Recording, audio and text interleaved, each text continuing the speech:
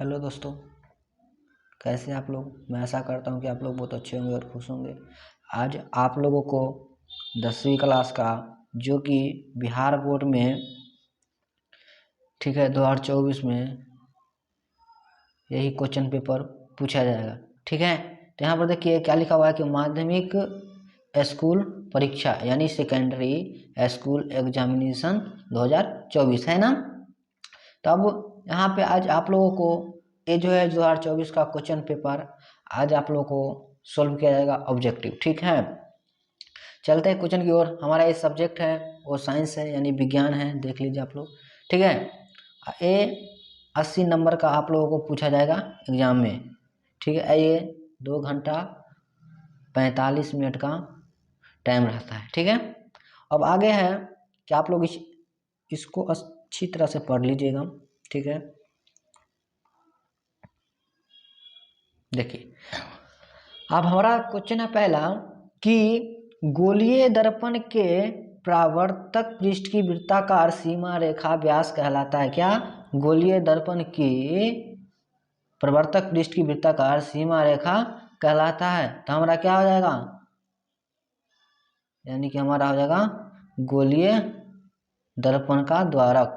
गोलीय दर्पण का द्वारक, ऑप्शन नंबर डी हमारा सही है। ठीक है, अगला है निम्न में से किस दर्पण की फोकस दूरी धनात्मक होती है। निम्न में से किस दर्पण की फोकस दूरी धनात्मक होती है।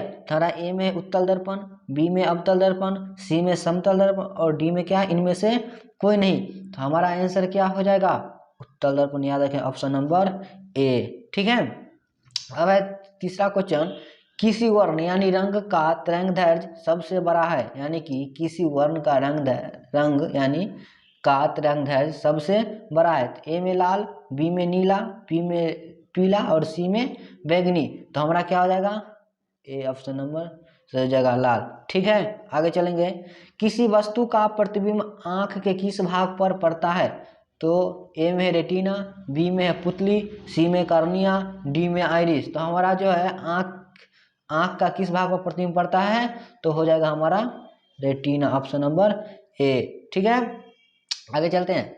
निम्नलिखित में किस माध्यम में प्रकाश की चाल सबसे अधिक होती है। ए में पानी, बी में लोहा, सी में कांच, डी में निर्वात। ठीक है, तो हमारा क्या हो जाएगा, ऑप्शन नंबर निर्वात, ऑप्शन नंबर डी। ठीक है, क्या, ऑप्शन नंबर डी। आगे चलते हैं। दूरदृष्टि वाला नेत्र साफ साफ देख सकता है। यानी कि दूरदृष्टि जो आंख में लगा होता है वो साफ साफ देख सकता है। तो किसको, दूर की वस्तुओं को। यानी कि ऑप्शन नंबर बी हो जाएगा, ऑप्शन नंबर बी। ठीक है, अगला है एक अभिसारी किरण पुंज समतल दर्पण पर आपतित होती है, परिवर्तित किरण पुंज होगा। ठीक है, ऑप्शन नंबर ए दे दिया अभिसारी, बी समांतर, सी अपसारी और डी में इनमें से कोई नहीं। तो हमारा ऑप्शन क्या हो जाएगा, अभिसारी, ऑप्शन नंबर ए। ठीक है, ऑप्शन नंबर ए हो जाएगा। अगला है 8वां प्रश्न, यदि एक प्रिज्म से एक वर्णीय किरण गुजरे तो इसका क्या नहीं होगा। यानी यदि एक प्रिज्म से एक वर्णीय किरण गुजरे तो इसका क्या नहीं होगा। ए में अपवर्तन, बी में विचलन, सी में वर्ण विक्षेपण, डी में इनमें से कोई नहीं। तो हमारा हो जाएगा विचलन, ऑप्शन नंबर बी सही हो जाएगा। ठीक है, अगला है 9वां, वायु में कांच के उत्तल लेंस की वायु में शक्ति होती है। यानी वायु में कांच के उत्तल लेंस की वायु में शक्ति होती है। तो ऑप्शन हमारा ए में है ऋणात्मक, बी में धनात्मक, सी में अनंत, डी है इनमें से कोई नहीं। तो हमारा क्या हो जाएगा, धनात्मक, ऑप्शन नंबर बी। ठीक है, अब 10वां में जल की एक गोलीय बूंद में व्यास के अनुदिश आपतित किरण का कितनी बार अपवर्तन होगा। ऑप्शन नंबर ए में 1, बी में 2, सी में 3 और डी में 4। तो हमारा ऑप्शन नंबर क्या हो जाएगा, डी, ऑप्शन नंबर डी 4। ठीक है, अगला है स्विच लगाए जाते हैं। स्विच लगाए जाते हैं, तो स्विच लगाए जाते हैं ऑप्शन नंबर ए में है भू योजित तार में, ठंडे तार में, गर्म तार में, इनमें सब। यानी कि हमारा जो है स्विच लगाया जाएगा वो हो जाएगा गर्म तार में। ठीक है, गर्म तार में, ऑप्शन नंबर सी। अब है जूल बटा कूलाम कहलाता है। यानी जूल बटा कूलाम कहलाता है। तो याद रखिएगा जूल बटा कूलाम कहलाता है? तो ऑप्शन में ए में दे दिया वाट, बी में एम्पियर, सी में वोल्ट और सी में ओम और डी में वोल्ट। ठीक है, तो हमारा ऑप्शन नंबर हो जाएगा ऑप्शन नंबर डी वोल्ट। ठीक है, अगला क्वेश्चन है कि चुंबकीय क्षेत्र का एसआई मात्रक होता है? ए में दे दिया टेस्ला जिसे टी से सूचित किया जाता है, बी में दिया फैराड एफ से सूचित किया जाएगा और सी में दे दिया वेबर जिसे डब्ल्यू बी से सूचित किया जाता है और इनमें से कोई नहीं। तो हमारा ऑप्शन नंबर क्या हो जाएगा? तो ऑप्शन नंबर हमारा हो जाएगा टेस्ला डी। ठीक है, विद्युत घंटी विद्युत धारा के किस प्रभाव पर कार्य करती है? तो ऑप्शन ए है हमारा उष्मीय प्रभाव पर, रासायनिक प्रभाव पर, चुंबकीय प्रभाव पर, इनमें से कोई नहीं। तो हमारा आंसर क्या हो जाएगा? हमारा आंसर हो जाएगा चुंबकीय प्रभाव पर, ऑप्शन नंबर सी। ठीक है, अगला क्वेश्चन है डायनेमो बदलता है ध्वनि ऊर्जा को विद्युत ऊर्जा में, यांत्रिक ऊर्जा को विद्युत ऊर्जा में, विद्युत ऊर्जा को ध्वनि ऊर्जा में और विद्युत ऊर्जा को यांत्रिक ऊर्जा में। तो हमारा ऑप्शन नंबर डायनेमो जो बदलता है वो बदलता है यांत्रिक ऊर्जा को विद्युत ऊर्जा में, ऑप्शन नंबर बी हो जाएगा। कि अगला है अपवर्तनांक का रंग पर निर्भर करना कहलाता है? अपवर्तनांक का रंग पर निर्भर करना कहलाता है? ए में दे दीजिए प्रकीर्णन, बी में अपवर्तन, सी में परावर्तन, डी में वर्ण विक्षेपण। तो हमारा जो हो जाएगा ऑप्शन नंबर बी अपवर्तन। क्या? अपवर्तन। अब 17वां क्वेश्चन है एक मोटर कार के पक्षदर्शी दर्पण में बना प्रतिबिंब होता है? ए में दे दिया वस्तु से छोटा, बी में दे दिया वस्तु से बड़ा, सी में दे दिया वस्तु के तुल्य और डी में इनमें से कोई नहीं। तो हमारा जो होगा वो हो जाएगा वस्तु से छोटा, ऑप्शन नंबर ए। ठीक है, अब है 18वां क्वेश्चन एक विद्युत सेल से धारा प्राप्त करने पर इसके सिरों के बीच विभवांतर का मान हो जाता है?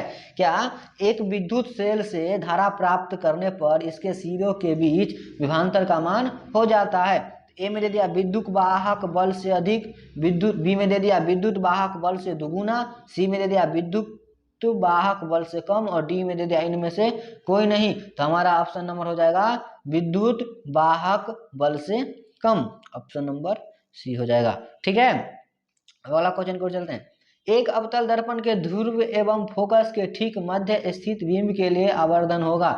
तो ऑप्शन ए में हमारा 1, बी में 2 और सी में 1/2 और डी में इनमें से कोई नहीं। तो हमारा क्या हो जाएगा 2।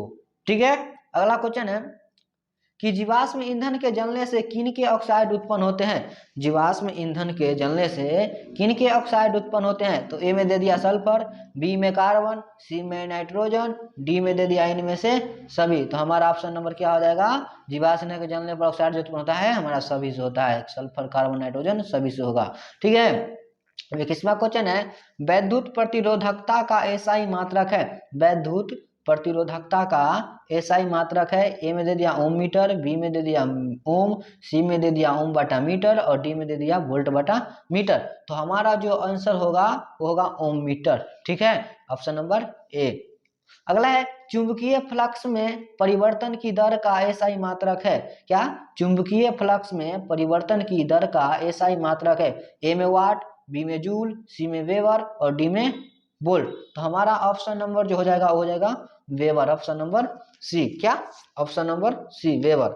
अब अगली क्वेश्चन है कि समांग माध्यम से प्रकाश गमन करता है? क्या समांग माध्यम से प्रकाश गमन करता है? ए में वक्र रेखा में, बी में वृत्त में, सी में अनिश्चित तरीके से और डी में सरल रेखा में। तो हमारा जो आंसर होगा वो होगा सरल रेखा में, ऑप्शन नंबर डी। क्या? ऑप्शन नंबर डी सरल रेखा में। 24वां नंबर क्वेश्चन है यदि एक प्रिज्म से एक वर्णी किरण गुजरे तो इसका नहीं होगा? क्या यदि एक प्रिज्म से एक वर्णी किरण गुजरे तो इसका नहीं होगा? ए में दे दिया वर्ण विक्षेपण, बी में विचलन, सी में अपवर्तन और डी में इनमें से कोई नहीं। तो हमारा जो इसका आंसर होगा इनमें से कोई नहीं।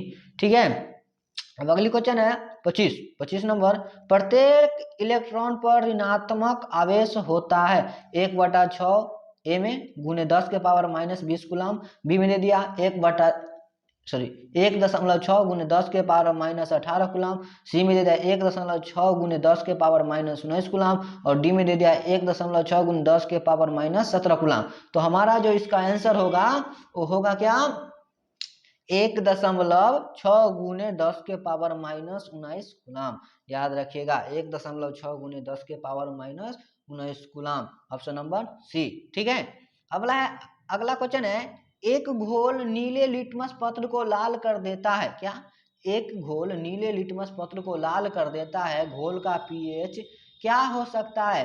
तो घोल का पीएच जो होगा ए में है 2, बी में है 9, सी में है 7 और डी में है 10। तो हमारा जो होगा लाल कर देगा तो क्या हो जाएगा, ऑप्शन नंबर सी 7। ठीक है, 7। लोहे की परमाणु संख्या है, लोहे की परमाणु संख्या है, ए में 23, बी में 26, सी में 25, डी में 24। तो हमारा जो आंसर होगा ये हो जाएगा 26। लोहे की परमाणु संख्या 26 होती है, याद रख लीजिएगा, लोहे की परमाणु संख्या 26। अगला 28वां क्वेश्चन कि सल्फर परमाणु महत्तम कक्षा में इलेक्ट्रॉनों की संख्या कितनी होती है। क्या, सल्फर परमाणु की भ्रामक कक्षा में इलेक्ट्रॉनों की संख्या कितनी होती है। ए में 4, बी में 5, सी में 6, डी में 7। तो हमारा जो हो जाएगा वो ऑप्शन क्या हो जाएगा, 7, ऑप्शन नंबर डी। याद रखिएगा ऑप्शन नंबर डी 7। अब अगला 29वां क्वेश्चन, एल्यूमिनियम पर मोटी ऑक्साइड की परत बनने की प्रक्रिया कहलाती है। क्या, एल्यूमिनियम पर मोटी ऑक्साइड की परत बनाने की प्रक्रिया कहलाती है। तो ए में दे दिया जस्तीकरण, बी में दे दिया एनोडीकरण, सी में समृद्धिकरण और डी में दे दिया इनमें से कोई नहीं। तो हमारा जो होगा वो होगा आंसर एनोडीकरण, ऑप्शन नंबर बी। ठीक है, 30वां क्वेश्चन है, कौन सा कार्बन यौगिक सबसे अधिक अभिक्रियाशील है। तो हमारा है ए में है, यहाँ पर ये होना चाहिए था। ठीक है, यहाँ पर ए में है CH4 और बी में है C2H6 और सी में C2H4 और डी में C3H8। तो हमारा जो ऑप्शन होगा वो होगा C2H4, ऑप्शन नंबर सी। ठीक है, अगली क्वेश्चन है कि विरंजक चूर्ण का रासायनिक सूत्र है। तो CaOH2, CaOCl2, CaCO3, CaHCO3 × 2। तो यानी कि हमारा विरंजक चूर्ण का जो रासायनिक सूत्र होता है वो होता क्या है हमारा, CaOCl2, ऑप्शन नंबर बी। ठीक है, अगला क्वेश्चन है 32वां, रासायनिक अभिक्रिया में भाग लेने वाले पदार्थ को कहा जाता है। ए में उत्पाद, बी में अभिकारक, सी में ए और बी दोनों और डी में इनमें से कोई नहीं। तो हमारा क्या हो जाएगा, रासायनिक अभिक्रिया में भाग लेने वाले पदार्थ जो कहलाएगा वो क्या कहलाएगा, अभिकारक, ऑप्शन नंबर बी, क्या, अभिकारक। अगला है टूथपेस्ट होता है। क्या, टूथपेस्ट होता है, ए में क्षारीय, बी में अम्लीय, सी में उदासीन और डी में इनमें से सभी। तो हमारा ये क्या हो जाता है, क्षारीय होता है, ऑप्शन नंबर ए। ठीक है, ऑप्शन नंबर ए हमारा सही है। अगला क्वेश्चन है कि निम्नलिखित में से कौन कार्बोक्सिल समूह है। तो यानी ध्यान दीजिएगा, कार्बोक्सिल जो समूह है वो हमारा क्या हो जाएगा, ऑप्शन नंबर सी हो जाएगा। ठीक है, ऑप्शन नंबर सी। अगला है, निम्नलिखित में किसके कारण अम्ल वर्षा होती है। निम्नलिखित में किसके कारण अम्ल वर्षा होती है, ए में CO2, बी में CO, सी में SO2, डी में Cl2। तो जो वर्षा जो कारण होती है, अम्ल वर्षा कारण होती है वो किसके कारण होती है, तो याद रखिएगा SO2, SO2, ऑप्शन नंबर सी हमारा सही होगा।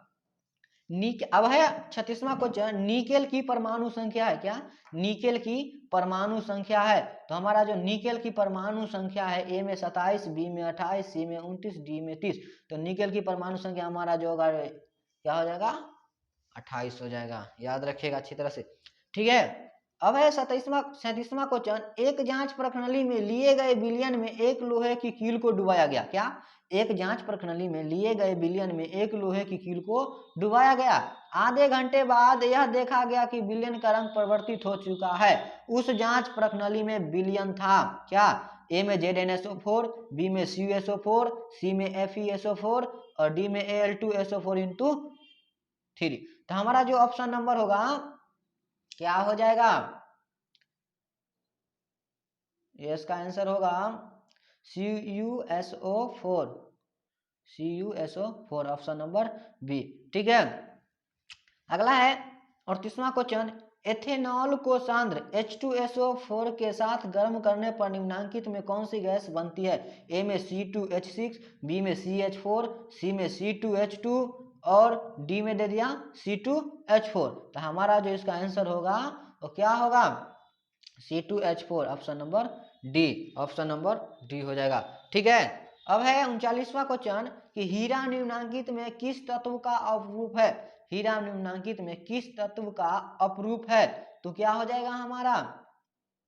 ए में है गंधक का, बी में फास्फोरस का, सी में सिलिकॉन का, डी में कार्बन का। तो हमारा हो जाएगा ऑप्शन नंबर डी, कार्बन का। ठीक है, अब आगे चलेंगे।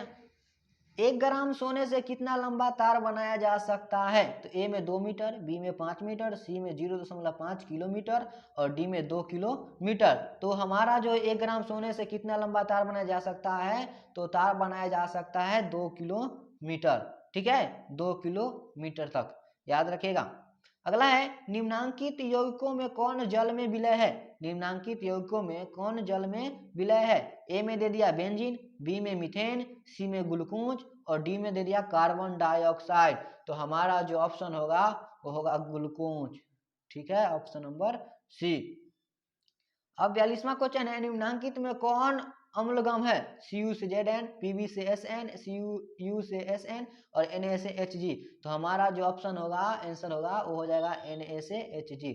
ठीक है, Na से Hg। अब 43वां क्वेश्चन है, एथिलीन का IUPAC यानी आयुपेक नाम है? ए में दिया एथेन, बी में दे दिया एथीन, सी में दे दिया एथाइन और डी में इनमें से कोई नहीं। तो हमारा आंसर क्या होगा? एथीन, ऑप्शन नंबर बी। ठीक है, अब है 44वां क्वेश्चन, ब्यूटेनोन का अनुसूत्र क्या होता है? ब्यूटेनोन का अनुसूत्र C4H8O है। इसका क्रियाशील समूह है। तो ए में दे दिया एल्डिहाइडिक, बी में दे दिया कीटोनिक, सी में दे दिया एल्कोहलिक और डी में इनमें से कोई नहीं। तो हमारा जो ऑप्शन का आंसर होगा कीटोनिक, ऑप्शन नंबर बी। ठीक है, कीटोनिक, याद रखेगा। एल्काइन में 2 कार्बन परमाणुओं के बीच कितने सहसंयोजक बंधन होते हैं? एल्काइन में 2 एल्काइन में 2 कार्बन परमाणुओं के बीच कितने सहसंयोजक बंधन होते हैं? ए में दे दिया 2, बी में 3, सी में 5 और डी में 7। तो हमारा जो ऑप्शन होगा वो होगा क्या? 2, ऑप्शन नंबर ए, याद रखेगा, ऑप्शन नंबर ए। अगला है, सिनेवार किस धातु का अयस्क है? ए में Mg, बी में Al, सी में Fe, डी में Hg। तो हमारा ऑप्शन नंबर क्या हो जाएगा? Hg, याद रखिएगा, ऑप्शन नंबर डी, Hg। ठीक है, अगला क्वेश्चन है, सल्फाइड अयस्क का सांद्रण निम्नांकित में किस विधि द्वारा होता है? ए में दर्पण विधि, बी में निस्तापन, सी में हाथ से चुनकर, डी में फेन उत्प्लावन विधि। तो हमारा जो ऑप्शन होगा क्या होगा? फेन उत्प्लावन विधि, ऑप्शन नंबर डी। ठीक है, अगला है, जल के वैद्युत अपघटन में कैथोड पर कौन सी गैस मुक्त होती है? ए में हाइड्रोजन, बी में ओजोन, सी में ऑक्सीजन, डी में इनमें से कोई नहीं। तो हमारा जो आंसर होगा इसका हो जाएगा हाइड्रोजन, जिसे H से भी सूचित करते हैं। ठीक है, 49वां क्वेश्चन है कि निम्नांकित में कौन सा तत्व सबसे अधिक अधात्वीय गुण वाला है? ए में Cl, बी में N, सी में P और डी में S। तो हमारा आंसर जो होगा वो हो जाएगा Cl, ऑप्शन नंबर ए, याद रखिएगा। नीला थोथा जिसे तुतिया भी कहा जाता है, याद रखिएगा, नीला थोथा को तुतिया भी कहा जाएगा। नीला थोथा को तुतिया भी कहते हैं। आपसे नीला थोथा की जगह तो तुतिया का रासायनिक सूत्र पूछ ले, चाहे नीला थोथा का रासायनिक सूत्र पूछ ले, तो एक ही सूत्र होगा। ठीक है, ए में है Na2CO3 इंटू H2O और बी में CuSO4 इंटू 5H2O और सी में CaCO3 और डी में इनमें से कोई नहीं। तो हमारा ऑप्शन नंबर यानी तुतिया का सूत्र क्या हो जाएगा? अच्छा, नीला थोथा का तो होगा, वो हमारा आंसर हो जाएगा CuSO4 इंटू 5H2O, यानी कि ऑप्शन नंबर बी। ठीक है, अगला है, प्रदूषण मुक्त ऊर्जा स्रोत है। प्रदूषण मुक्त ऊर्जा स्रोत, ए में पवन ऊर्जा, बी में सौर ऊर्जा, सी में जल विद्युत ऊर्जा और डी में इनमें से सभी। तो हमारा ऑप्शन नंबर जो होगा वो क्या होगा? सौर ऊर्जा, ऑप्शन नंबर बी। ठीक है, ऑप्शन नंबर बी। अगला है 52वां क्वेश्चन, निम्नांकित में किस हाइड्रोकार्बन में कार्बन से कार्बन परमाणु के बीच 3 आबंध होते हैं? ए में C3H8, बी में C3H4, सी में C2H6 और डी में CH4। तो हमारा जो आंसर होगा इसका ऑप्शन नंबर हो जाएगा C2H6, ऑप्शन नंबर सी। ठीक है। 53वां क्वेश्चन है कि निम्नांकित में कौन सा यौगिक एरोमेटिक यौगिक है? ए में मीथेन, बी में प्रोपेन, सी में ब्यूटेन, डी में बेंजीन। तो हमारा जो 53वां क्वेश्चन का आंसर होगा बेंजीन, जिसका फॉर्मूला होता है H6H6। आप लोग याद रखें H6, ठीक है ना। बेंजीन का फॉर्मूला आता है C6H6, याद रखिएगा C6H6। ठीक है। अगला है 54वां क्वेश्चन कि उच्च बसीय अम्लों के सोडियम लवण कहलाते? ए में अपमार्जक, बी में साबुन, सी में प्लास्टिक, डी में रबर।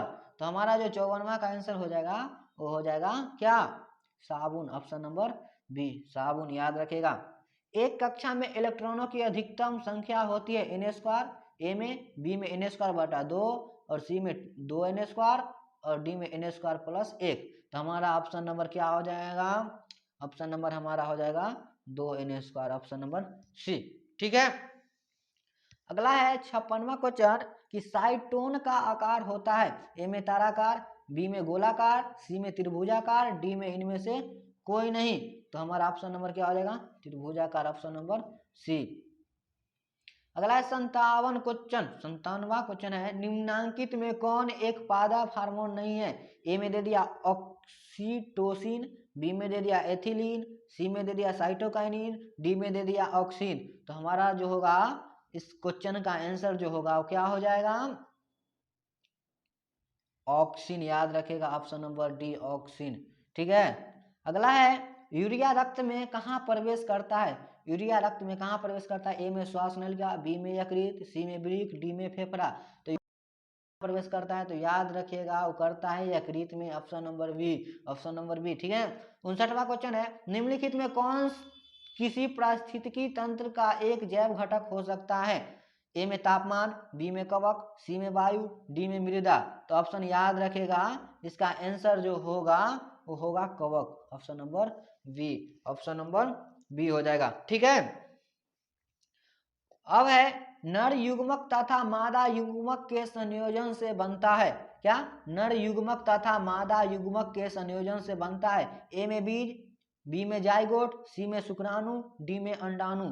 तो याद रखिएगा इस क्वेश्चन का हमारा आंसर जो होगा वो होगा शुक्राणु, ऑप्शन नंबर सी। ठीक है, शुक्राणु। अगला क्वेश्चन है पादप अपशिष्ट संचित रहते हैं? ए में कोशिकीय रिक्तिकाओं में, बी में पत्तियों में, सी में छाल में और डी इनमें से सभी। तो ऑप्शन नंबर याद रखिएगा इनमें से सभी में पादप अपशिष्ट संचित रहते हैं, पत्तियां हो चाहे छाल हो चाहे कोशिकीय रिक्तिकाओं में हो। ठीक है। अगला क्वेश्चन है सामान्य अनुशीतलित रक्तदाब होता है? तो जो होता है हमारा होता है 180 mm, याद रखिएगा 180 mm। ठीक है। मनुष्य का आप पूछेगा कि मनुष्य का रक्तचाप कितना होता है? तो याद रखिएगा मनुष्य का जो रक्तचाप होता है वो होता है 120/80, ठीक है ना, mmHg, याद रखेगा क्या? 120/80 mmHg। ठीक है। अब आगे क्वेश्चन की ओर चलते हैं। मनुष्य कौमा बिल्ली तथा चमगादड़ के अग्रपाद है? ए में दे दिया असमजात अंग, बी में समजात अंग, सी में अवशेषी अंग, डी में दे दिया इनमें से कोई नहीं। तो हमारा जो इसका आंसर होगा समजात अंग, ऑप्शन नंबर बी, क्या? समजात अंग। अगला क्वेश्चन है पादप में फ्लोएम उत्तरदायी है? पादप में फ्लोएम उत्तरदायी है? ए में जल संवहन, बी में एमिनो अम्ल संवहन, सी में ऑक्सीजन संवहन, डी में भोजन संवहन। तो ये जो होगा हमारा क्या हो जाएगा? भोजन संवहन, ऑप्शन नंबर डी, याद रखेगा भोजन पादप में फ्लोएम जो होता है भोजन संवहन उत्तरदायी होता है। ठीक है। एक वयस्क मनुष्य के कितने दांत होते हैं? तो एक वयस्क मनुष्य के कितने दांत होते थे? ए में 28, बी में 36, सी में 32, डी में 34। तो हमारा आंसर क्या हो जाएगा? Option number C, 32। याद रखेगा एक वयस्क मनुष्य की दांत जो होती है 32 होती है। एंड्रोजन क्या है? ए में नरलिंग हार्मोन, बी में मादा लिंग हार्मोन, सी में पाचक रस, डी में इनमें से सभी। तो एंड्रोजन क्या है? तो हो जाएगा हमारा क्या? इनमें से सभी, ऑप्शन नंबर डी, याद रखेगा ऑप्शन नंबर डी। न्यूरॉन का वह हिस्सा जहां जानकारी हासिल की जाती है। ए में तंत्रिकाक्ष शिरा, बी में तंत्रिकाक्ष, सी में डेंड्राइट और डी में कोशिका पिंड। तो हमारा जो है वो इसका आंसर का क्वेश्चन का आंसर क्या होगा, तो हमारा इस क्वेश्चन का आंसर जो होगा डेंड्राइट, ऑप्शन नंबर सी, याद रखेगा। ठीक है, अगला है आनुवंशिकता का सिद्धांत किसने प्रस्तावित किया। आनुवंशिकता का सिद्धांत किसने प्रस्तावित किया। ए में दे दिया लामार्क, बी में चार्ल्स डार्विन, सी में दे दिया ग्रेगर जॉन मेंडल और डी में दे दिया इनमें से कोई नहीं। तो हमारा जो होगा इसका ग्रेगर जॉन मेंडल, याद रखेगा, option number C, option number C. अब है प्रकाश संश्लेषण की प्रकाश अभिक्रिया निर्भर करती है। ए में जल पर, बी में सूर्य की रोशनी पर, सी में क्लोरोफिल पर, डी में इनमें से सभी पर। तो यानी कि याद रखिएगा हमारा इनमें से सभी, प्रकाश संश्लेषण की प्रकाश अभिक्रिया निर्भर करते थे इनमें से सभी। ठीक है, अगला है गुर्दे में उत्पादित मूत्र मूत्राशय में जाता है। क्या, गुर्दे में उत्पादित मूत्र मूत्राशय में जाता है। ए में मूत्र मार्ग से, बी में मूत्र वाहिनी से, सी में ए एवं बी दोनों और डी इनमें से कोई नहीं। तो याद रखेगा मूत्र वाहिनी से, ऑप्शन नंबर बी। ठीक है, रक्त क्या है। ए में दे दिया कोशिका, बी में दे दिया पदार्थ, सी में दे दिया उत्तक, डी में दे दिया इनमें से कोई नहीं। तो रक्त क्या है, तो हमारा ऑप्शन नंबर क्या आ जाएगा, उत्तक, याद रखेगा उत्तक। रक्त जिसे ब्लड कहते हैं अंग्रेजी शब्द में, और इसे खून भी कहते हैं। ठीक है ना, तो याद रखेगा उत्तक है हमारा, रक्त क्या है, तो उत्तक है। फूल में नर प्रजनन अंग है। ए में वर्तिका, बी में वर्तिकाग्र, सी में अंडाशय, डी में पुंकेसर। तो फूल में नर प्रजनन जो अंग है वो क्या है, तो पुंकेसर, याद रखेगा पुंकेसर, option number D, option number D. अगला है द ओरिजिन ऑफ स्पीसीज इनके किनके द्वारा लिखा गया, यहाँ पे किनके द्वारा लिखा गया। तो ए में दे दिया ग्रेकर जॉन मेंडल, बी में विजमैन, सी में चार्ल्स डार्विन, डी में लामार्क। तो याद रखेगा इसका आंसर जो होगा वो होगा Charles Darwin, option number C. ठीक है, चार्ल्स डार्विन। अगला है मानव आहार का नाल सबसे लंबा भाग है। ए में ग्रास नली, बी में बड़ी आंत, सी में छोटी आंत, डी में अमाशय। तो मानव आहार का नाल का सबसे लंबा भाग जो है वो क्या है, छोटी आंत, याद रखेगा ऑप्शन नंबर सी, छोटी आंत। निम्न में से कौन मादा जनन तंत्र का भाग नहीं है। ए में गर्भाशय, बी में शुक्रवाहिका, सी में डिंब वाहिनी, डी में अंडाशय। तो याद रखिएगा जो 75वां क्वेश्चन का जो आंसर है हमारा क्या हो जाएगा, हो जाएगा शुक्रवाहिका, ऑप्शन नंबर बी हो जाएगा। ठीक है, अब अगला का क्वेश्चन है कि किस जीव में हीमोग्लोबिन नहीं होता है। हीमोग्लोबिन, तो ए में मक्खी, बी में पक्षी, सी में मनुष्य, डी में इनमें से कोई नहीं। तो हीमोग्लोबिन जो नहीं होता है वो किस चीज में नहीं होता है, तो यानी कि मक्खी में हीमोग्लोबिन नहीं होता है, ऑप्शन नंबर ए हमारा सही हो जाएगा। ठीक है, मनुष्य में श्वेत रक्त कोशिकाओं की जीवन अवधि कितनी होती है, यानी श्वेत रक्त यानी कि उजला खून, याद रखेगा उजला खून जिसे कहते हैं श्वेत रक्त को। ठीक है, उजला खून। तो उजला खून के जो कोशिकाओं को जीवन की अवधि कितनी होती है, 2 से 3, ए में 2 से 3 महीना, बी में 20 से 30 दिन, सी में 4 महीना से अधिक, डी में 12 से 20 दिन। तो हमारा जो इसका आंसर होगा ऑप्शन याद रखिएगा 12 से 20 दिन, ऑप्शन नंबर डी। ठीक है, अगला है प्रसिद्ध पुस्तक द माइक्रोग्राफिया किनके द्वारा लिखी गई थी।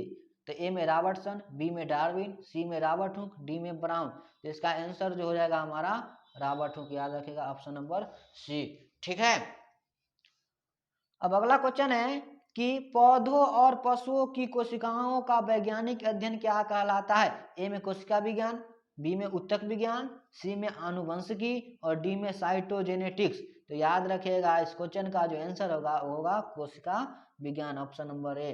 ठीक है, कोशिका विज्ञान, ऑप्शन नंबर ए।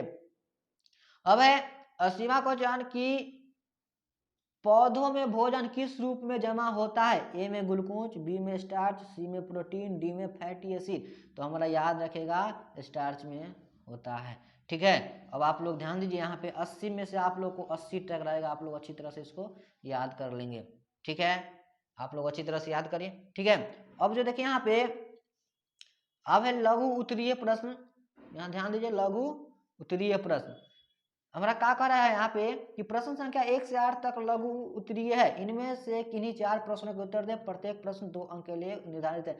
आपको 8 क्वेश्चन पूछा जाएगा जिनमें से आपको 4 को बनाना है और 4 को जो रहेगा वो 2 नंबर का रहेगा, ठीक है ना।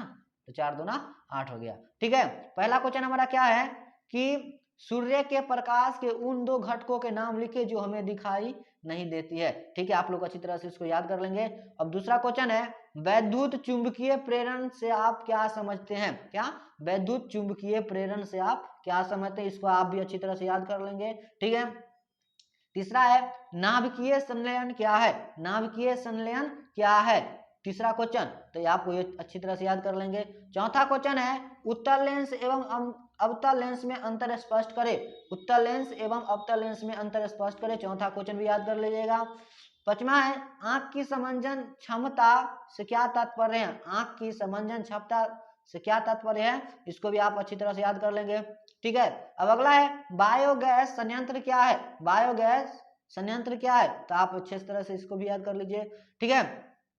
अगला क्वेश्चन है सातवां कि फ्लेमिंग के दाएं हाथ का नियम लिखे, ठीक है, सातवां भी आप लोग अच्छी तरह से याद कर लेंगे। आठवां है उपग्रह और ग्रह में अंतर स्पष्ट करें, आप लोग अच्छी तरह से भी याद कर लीजिए, ठीक है।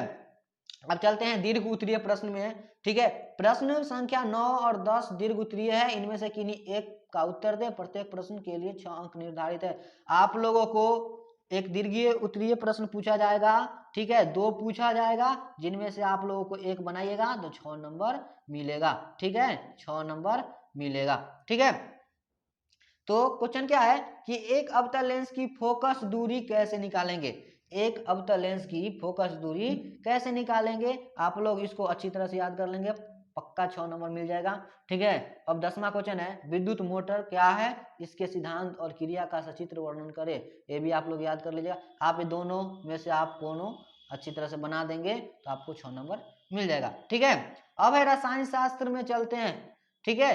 रसायन शास्त्र में लघु उत्तरीय प्रश्न में क्या कह रहा है, देखिए यहाँ पे कि प्रश्न संख्या 11 से 18 तक लघु उत्तरीय है, ठीक है, इनमें से किन्हीं 4 प्रश्नों का उत्तर दे, प्रत्येक प्रश्न 2 अंक के लिए निर्धारित है। आपको प्रश्न संख्या इसमें भी रहेगा 8 को, जिनमें से आपको 4 को बनाना है और वो सब 2 नंबर का रहेगा, तो 4 दूना 8 नंबर हमारा हो जाएगा, ठीक है, क्या हो जाएगा 8 नंबर हमारा हो जाएगा।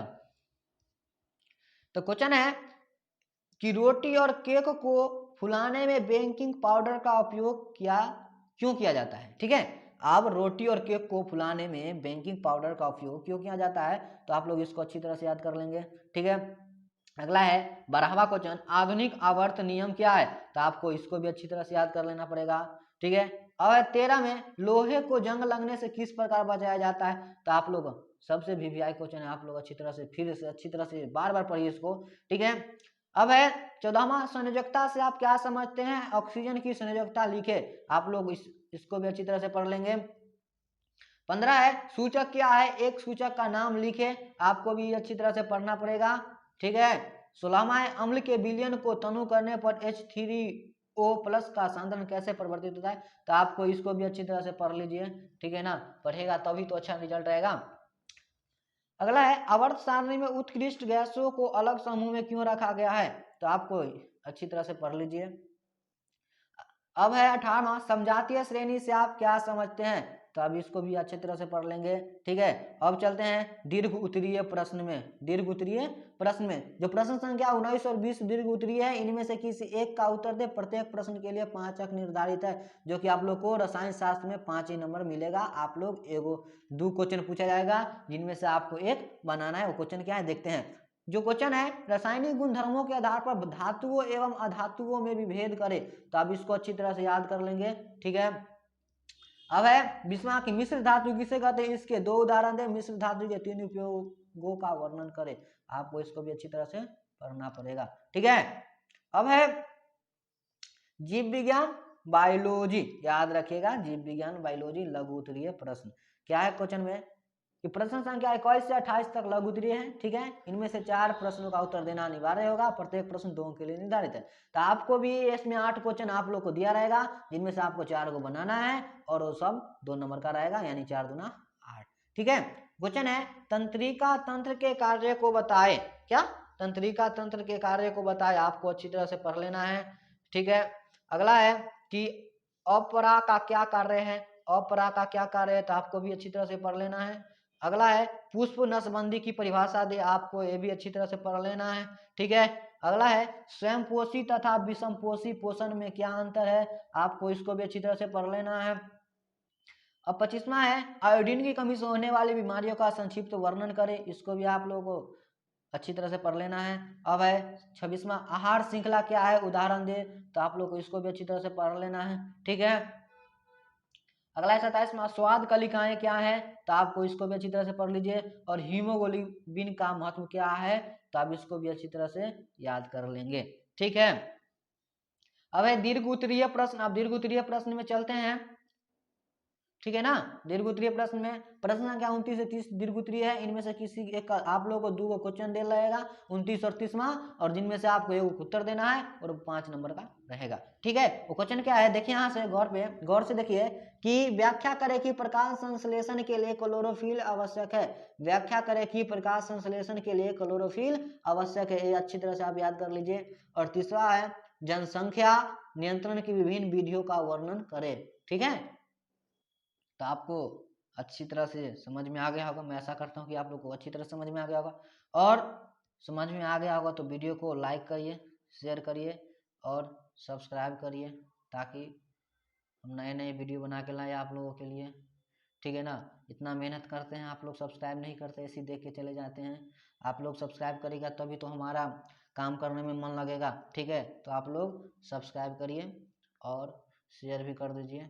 ठीक है ना, ताकि आप लोग दोस्त को भी सहायता मिले, भाई बहन को भी सहायता मिले। ठीक है, तो हमारा साइंस का क्वेश्चन पेपर कंप्लीट हो गया। ठीक है ना, तो आप लोग को ऐसे आप लोग को हर दिन आप लोग को ऐसे क्वेश्चन पेपर मिलते रहेगा। ठीक है ना, तो आप लोग इस चैनल को सब्सक्राइब कर लीजिए, ताकि अगले क्वेश्चन पेपर आप लोगों को पता चले कि डला गया है। ठीक है, धन्यवाद, मिलते हैं अगले वीडियो में।